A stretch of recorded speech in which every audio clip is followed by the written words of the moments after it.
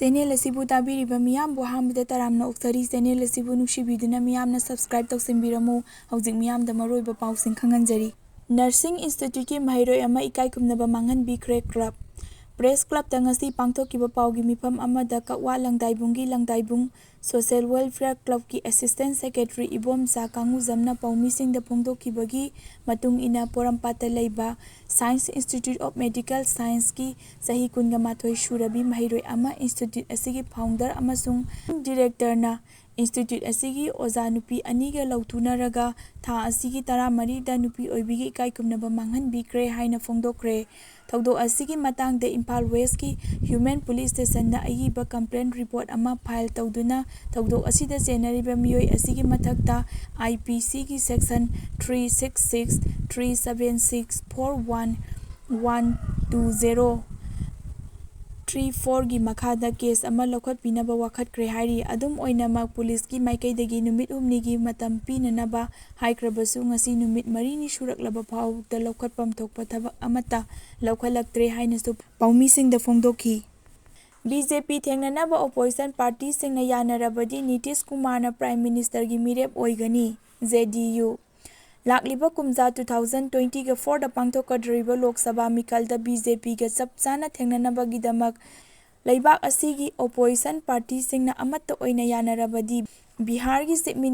Chief Minister Nitish Kumarna opposition party singi maikaidagi Prime Minister gi mirep oibada akaiba leite haina Jananeta Dal United ki President Lal Singhana phongdokre. Lami singna makhoi gi duty dagi miyamgi marup oibana hena lumna laugadabani Rajnath Singh numit nini gi khongchata ngarang Imphal da samaga kuntraga mathoi suba Duran Cup ki edition haudoklambagi damak lakiba Union Defence Minister Rajnath Singh na ngasi Imphal gi Mantripukhi da leiba Inspector General Assam Rifle da South ki headquarter da satuna mafam aduda Red Seal Division amasung Assam Rifle gi tongan Trap lising amaga haktengnana unadana wari watai sanakre. Wangjing Sorok Khaibam Laikai da mai pakna thaba Dragon Fruit Nagaland dagi fawbok leiba lakle.